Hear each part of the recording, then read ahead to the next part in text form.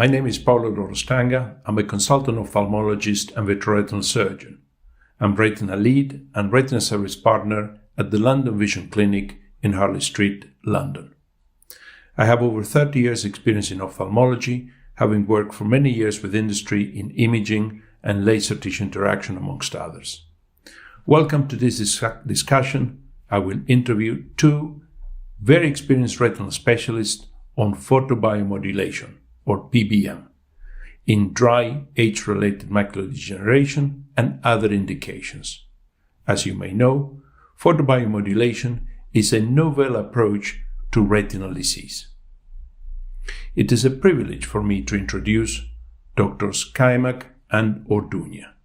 Dr. Kaimak is a board-certified ophthalmologist and eye surgeon.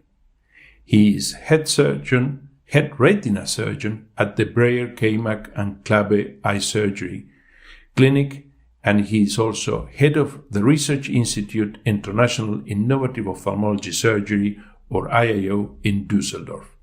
He is an expert, amongst others, in nanolaser treatment. Dr. Orduña is a specialist in medical and surgical retina with more than 20 years' experience in the laser treatment of macular diseases.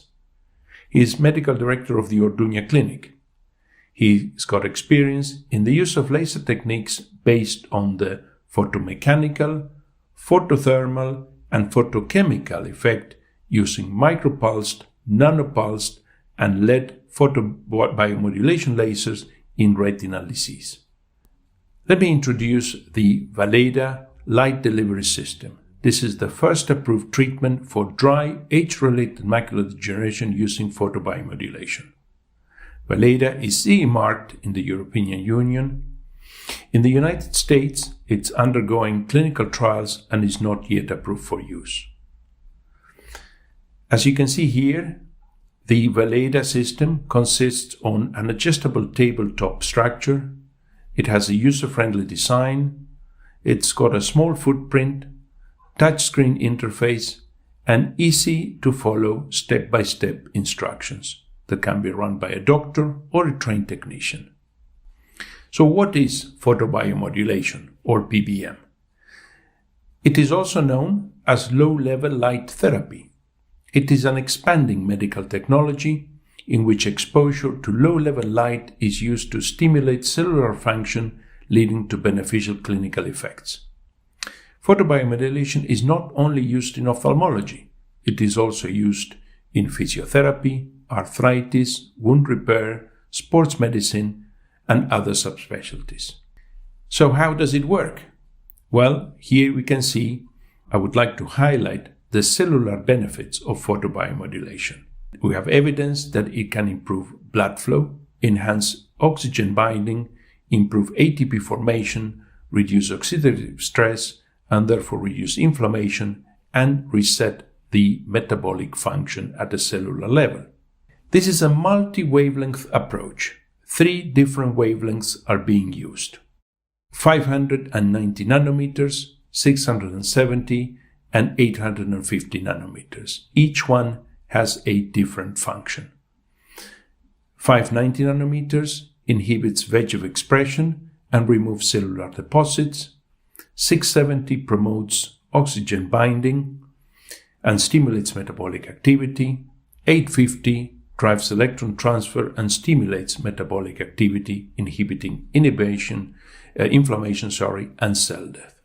I would like to point your attention to the LightSight 1 study, in which photobiomodulation was shown to improve best-corrected visual acuity in 50% of patients which demonstrated equal or more than 5-letter gain. Photobiomodulation improved contrast sensitivity and reduced central drusen volume. So treatment with PBM suggests disease-modifying effects in dry AMD. However, retreatment with photobiomodulation is needed for a continuous benefit. There have been no safety concerns during this study. So, following this background information, I would like to introduce the first of our 2 speakers, Dr. Kaimak, to discuss his extensive experience in photobiomodulation.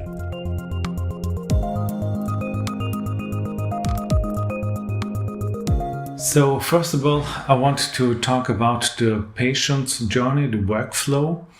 What is very important is that we have the two publications about the photobiomodulation, and this is the basis for our work.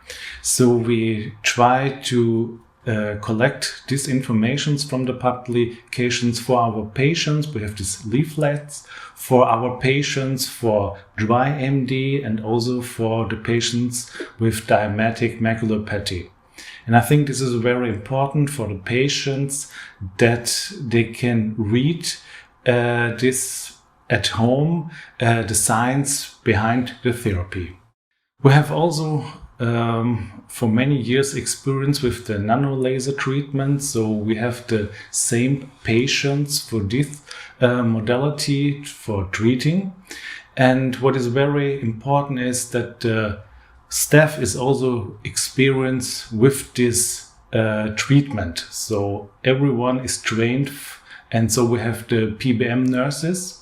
We have specially optimized workflow so that we can separate these special cases from the normal routine practice. The communication is also very important, so the staff is very informed about the indications for the treatment and also about the actions of the treatment. So we can offer this PBM for our AMD patients when they came to the OCT controls after the intravitreal injections. We are doing, I think this year it will be 6,500 intravitreal injections. So we have a lot of patients for this therapy. We also talk with the children of the patients while they are waiting, because they have also, or they are potential patients for this treatment. And also the diabetic patients are the ones we talk to them for the possibility for a new treatment. I will show you now our first experience. This was patient number 1 with a late stage AMD. You see that they have geographic atrophy. You see the microperimetry, and the average threshold was 22. And the fixation stability was pretty nice. But you see after the treatment that we have a very good improvement in the visual function. The next patient was a patient with an early AMD. It was the son of a patient with wet AMD, so he's very open-minded for this new treatment modality. And you see that after the treatment that the patients have a very good fixation stability. So you got this functional improvement in vision, and the patient was very grateful for the possibility to have a treatment for his early stage of AMD. This is the next patient. You see the OCTs with drusen of the patient. You see that there was an improvement, an increase in the volume of the AMD within 1 year. And then you see what happened after the treatment. After 7 months, you got a regression, a resolution of the drusen. So we got an improvement in the anatomical function of the patient.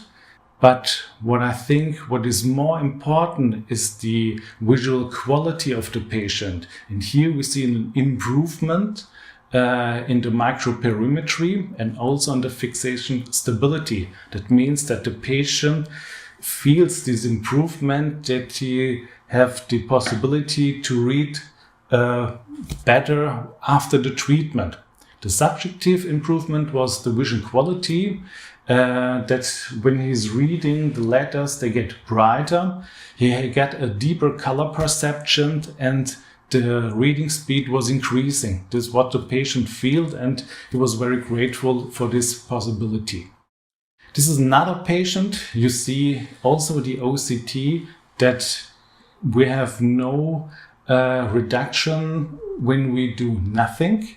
we got more an increasing also of the volume of the drusen, and after the treatment you got a reduction with the drusen. But what is more important, I think, are the functional improvement, and the patient was very happy because when he's playing bingo, he now can see the numbers better and also the colors, and this was really improvement for his quality of life. So he was now able to play mesopic bingo. So he really feel the contrast improvement in his daily life. We do a questionnaire because I think this is really very important for the daily life for the patients. They can't really see the regression of the drusen. They are a little bit happy when you can show it in the OCTs, but what is really important for the patient is the visual performance. And most of the patients, they feel this improvement after the treatment, after 9 treatments, and this holds on for several months. We have done for long times studies with the nanolaser treatment, and it was the same category, the same patients, and we didn't see with the nanolaser this improvement with the nanolaser treatment. So PBM is really an improvement in the function of the retina, and it's really an improvement in the quality of life for the patients. This is another patient where you can see the microperimetry. This is for the daily routine measurements really important because you see this improvement. It's not possible to just look at the visual acuity and also contrast sensitivity. It's a little bit not easy to perform it. Microperimetry, I think it's for the routine procedure, very nice tool for showing the function of the retina. And also in this patient, you see after 9 treatments, we have a stable fixation, and also the average threshold is improving in the right and in the left eye.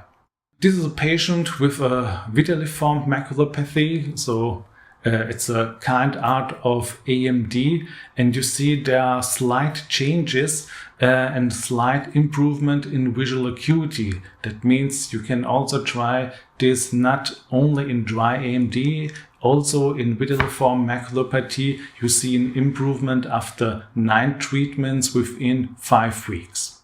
And also these patients, you see the RPE detachment, which is resolving after the treatment within 5 weeks, and the visual acuity was stable, but you see this anatomical change after just 9 treatments. For the long term, I think this is very important that you can do this retreatment after 3 to 6 months, and then you just need retreatments for an re-improvement of the visual function for the patient. Here it was after 9 months, it was still stable, the visual improvement and the visual function was very good after the treatment in patients with dry AMD. So we have also the possibility to get long-term good results with this new treatment.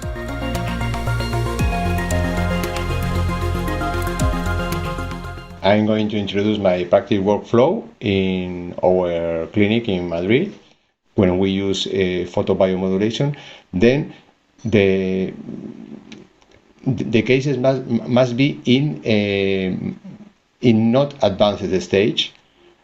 We used to look for autofluorescence chains. In most times, retinography could be quite normal, but the autofluorescent image could be like this. In this image, we can see lattice-like image, lines in the hyper-autofluorescent lines in the autofluorescence, and the visual acuity of the patients is diminished. We treat this case And after treatment, the patient gains 5 letters in the right eye and 2 letters in the left eye. It was a very successful case. One of our criteria to introduce this treatment is a patient that his or her drusen, subretinal drusen, are growing. If the drusen are growing or something are changing or visual acuity are going forward to be diminished in the follow-up, this patient is eligible to be treated with photobiomodulation. Then, if you see growing in drusen volume in 6 months period, it's a good case to be indicated the photobiomodulation. Here you can see a patient with soft drusen, perifoveolar in both eyes. In the left eye is most advanced the illness, and the patient improves 7 letters in both eyes after treatment. This is a very successful case. This other is an advanced case. It's a very late indication for photobiomodulation. We have to explain the patient that he has a very big patch of retinal atrophy or with a total hypofluorescent patch, then the atrophic geography is growing. This is not a good indication, but the patient improves 3 letters after treatment, improves reading speed, and we say to the patient that reading speed is a predictive test to other tasks in the life, also improves quality of life. This is the other eye of this patient. Also, we observe the same effect with photobiomodulation. It's a late indication, but the patient improves 4 letters in both eyes. I think the best indication to be treated with photobiomodulation are cases like this. Soft drusen in the posterior pole, patients with some calcification but with normal or close to normal autofluorescence. This patient gained 5 letters after treatment. In reticular pseudodrusen, all Dr. Kalma can talk with me after this communication. We know that with nanolaser we cannot treat these cases. Then I think it's a very good indication to be treated with photobiomodulation. We treat this case with reticular pseudodrusen, and the patient improves visual acuity, and we have not any complication in the retina, no neovascular membrane, and no complaints for the patient. Here you can see another reticular pseudodrusen case. The patient has soft drusen combined with reticular pseudodrusen. Then the patient improves 3 letters after treatment. This is another case of reticular pseudodrusen. The patient gained 5 letters after treatment with no complication. Here you can see a very important improvement after treatment in a patient with dry macular degeneration. The patient improves too much after the treatment, but to obtain this result with Maya microperimetry, we have to be sure that the microperimetry is very good done, and the patient is alert during the test. But if you are sure, you can obtain improve like this in some cases. Patients with a small hard drusen are a very good patients to be eligible for this photobiomodulation treatment. Our patient improves near 2 decibels after photobiomodulation in the average threshold measured with Maya microperimetry. This is another case, a patient suffering for soft drusen, large soft drusen under the retina, and after 1 cycle of photobiomodulation, 9 treatments, you can see in the image of the left before treatment and after treatment in the image of the left, and the image of the right before treatment, and patient improved 2 decibels in the average threshold after photobiomodulation. Here you can see another example of patient rising the average threshold, and in the sensitivity map you can see clearly in this image that peripheral retina must be recruited and go to the normal range of sensitivity. Another case showing that the average threshold improves and all microperimetry parameters improves after photobiomodulation. It's important that sometimes you can see small improvements, nearly 1 or 2 decibels, or in other cases you can see the improvement in microperimetry. Sometimes you can see the improvement in visual acuity, in best corrected visual acuity, but the patient say that he feels or she feels better and can see things that before treatment they can't see. In this case, the patient said that she could not see the preacher's face before treatment, and after treatment, patient can do it. The patient can go to the chart and see the preacher's face, and she's very happy. And the treatment was very successful in this case, but with not too much change in microperimetry and in the visual acuity. Impacts a lot photobiomodulation in the quality of life in our cases. In summary, we have been obtained improvement in visual acuity, retinal sensitivity, and quality of life. Our first results from November 2019 to June 2020, we treat 105 patients. 47 patients was for dry AMD. We obtained a minimum improvement of 3 letters. Maximum improvement in some cases was amazing, 22 letters of improvement, but the most common was 5 to 7 letters, very similar to Lightshade 1 study results. It's important to say you that reading speed improves also 15 words per minute, and this reading speed have a very important impact in the life of the patients, in the quality of life, or is predictive for other tasks, and there are no change in drusen after the first 6 months treatment. We can't see change in drusen volume after the treatment. Thank you very much to both of you, Dr. Skamak and Dr. Zordunia, for sharing your real-life experience with the use of photobiomodulation.